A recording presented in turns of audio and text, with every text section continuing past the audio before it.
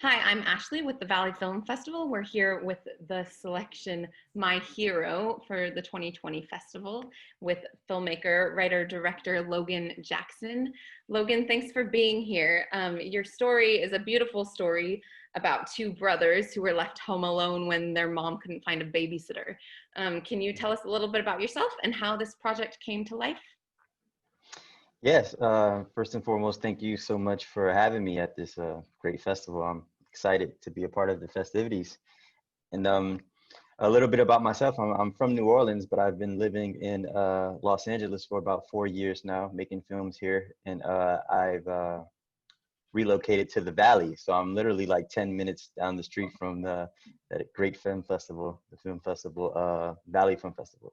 So, but a little bit about the story. I was inspired by my sister. So the story kind of chronicles my sister. She's a single mother and she has two young boys, and she makes these tough decisions where she has to play mommy and daddy because daddy isn't there. So you have to do things that aren't quite deemed as ideal to the outside onlookers. But as we get a closer look into her world, you see that she does have a lot of passion and a lot of care and love for these children. But sometimes you have to do what you have to do. Right. So this takes us on a journey of three people. So we start in the beginning with a woman who's on the phone trying to find a babysitter, and because she has a job interview and she can't find one, so she leaves her 8-year-old and 6-year-old, maybe 5 or 6-year-old, home alone, and then and isn't supposed to be gone very long, and she's and then you see this journey of these two brothers bonding. You see all of this with very minimal dialogue, and Yeah. just these beautiful pictures of these two brothers bonding and just living, eating top ramen and eating and Yeah. moving the mattress out into the living room to jump on, and just and dancing. It's just these great images that really show the passage of that short amount of time, and just this bond between these two brothers. And tell me a little bit about production and directing this. What were some of your biggest challenges in making this movie happen, and some of your favorite Mhm. moments? I think just one of the challenges was working with child actors and the fact that they're kids, and people try to groom them into mini actors and little Oscar winners, but you have to remember that they're kids. Mhm. So originally in the script, when I wrote the script, there was dialogue scripted for the boys, Oh. but when we would rehearse them, they would say it how they're memorizing it, and they're trying to be very articulate and a little too scripted. So it was coming across as kind of plastic and not too realistic.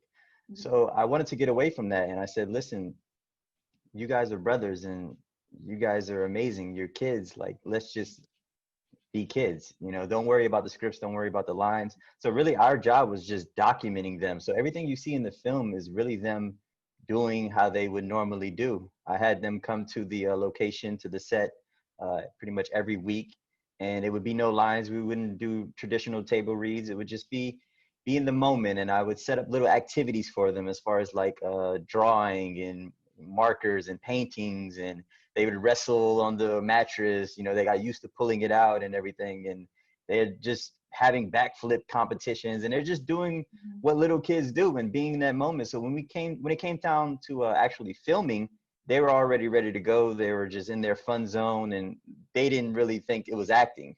And that's exactly what I wanted to accomplish, was that innocence and that joy. Yeah. Well, that's incredible. And then what a great learning experience for them as young actors, because that is huge to learn as an actor to not be so tied down to the script. Mhm. And especially for film, film is very minimal, and you do have to just create these real life sort of moments. And you did just that. Tell me, what were some of your favorite moments shooting this production? Uh, uh, Aside from working with the kids who are just like amazing, one of my favorite moments is the bus stop scene where Avery is just asking people for change and just trying to shuffle up some quarters for the bus. So none of that was in the script. She was just completely being in that role and being a method actor and being a single mother of her own. She knew exactly of the urgency that you have to portray in that scene. So she was just really going up to these random cars and asking them for change and asking the lady on the street for change. And it was just really a very organic and authentic moment. And that was really one of the my favorite scenes in that film. And also the ambulance coming by, none of that stuff was scripted. Wow, it was very impactful. I thought the ambulance was very impactful, and the sign on the bus that said everyone is going through something was perfect. Exactly, exactly. And that kind of just came together. That scene literally just came together. None of that was scripted. The message on the bus, the ambulance, Avery asking people for change. It was just so divine, and it gave me a good feeling that this film would be something special. Well, it was very special. How long did it take to shoot? 2 days. So we shot it in 2 days. Great. And what did you shoot on? We shot on the Aria mirror, and we also used a lens adapter to get the 239. That way, we wanted to keep the boys together on frame as much as possible. So it allowed us to get a very wide shot of the two boys, and we didn't have to split up the shots too much. Yeah. Cool. Well, yeah. I mean, I loved it. I definitely I cried in the film. It's amazing what you can see this short film that's like just two kids, like very simple and minimal, and it can be very powerful. Thank you so much.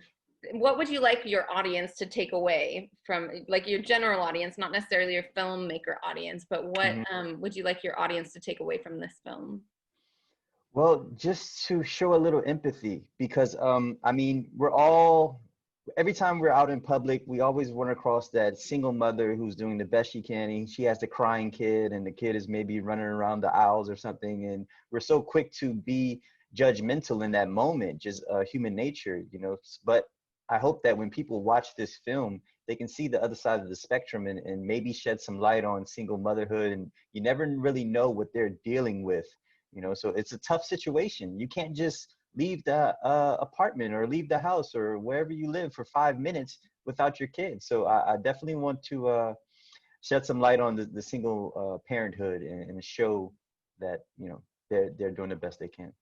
Great. So here's a slight spoiler alert, but the younger brother has a seizure. So tell me a little bit about what prompted that decision to write that into the script, and how you shot that. Exactly.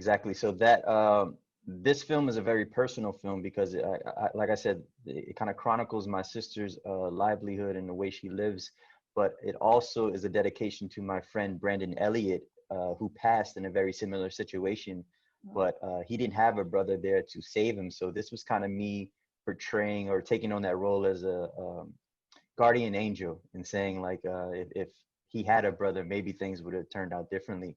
So that was the inspiration and the motivation behind that situation as far as the seizure. And rehearsing it, you know, it was a challenge because you have two young boys, and once we're documenting everything naturally and they're playing, but when you say it's time to really get serious, it's a very serious scene. You know, they understand it, but they don't quite get the severity of it.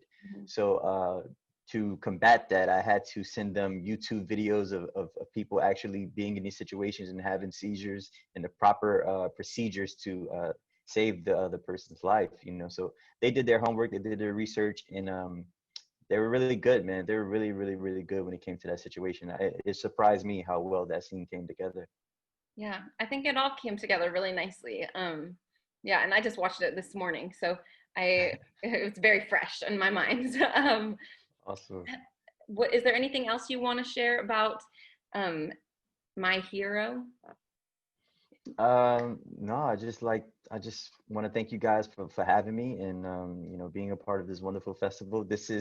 We shot it in North Hollywood, so this is our mother film festival, you know. So we're very proud to be in it, and we're just excited to see how the audience reacts to it, or see the reviews about it, or feedback about it. Yeah, and any advice you have for other independent filmmakers?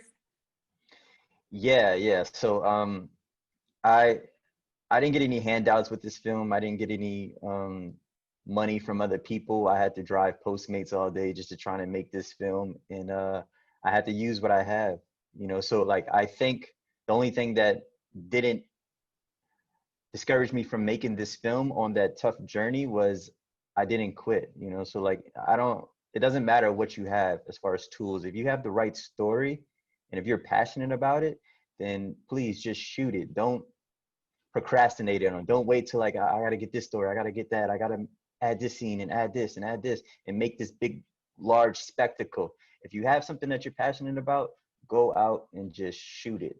You know, that's the best advice that I could probably Great. give. Thank you so much. And what's next for you? My Hero is very early on this festival run. I think we premiered in July, so it's been getting a lot of praise and acclaim and acceptances in the film festivals, things that I wasn't really prepared for. So I'm trying to put as much focus in on the virtual festivals and the events and the Q&As and just show up as much as possible. But I have been approached with a few opportunities as far as from different sales agents and distributors. But one opportunity that I'm pretty excited for is a major streaming platform has just approached me to direct a episodic series, right? And direct the episodic series. So I'm excited about that. And I've been like, as you can see, like Yeah. yeah, I've been outlining and writing. So just doing that and trying to tackle this series along with the focus on My Hero. Cool. Well, congratulations on everything. And thanks so much for being with us today. We really appreciate it. Awesome. Awesome. Thank you for being a great host.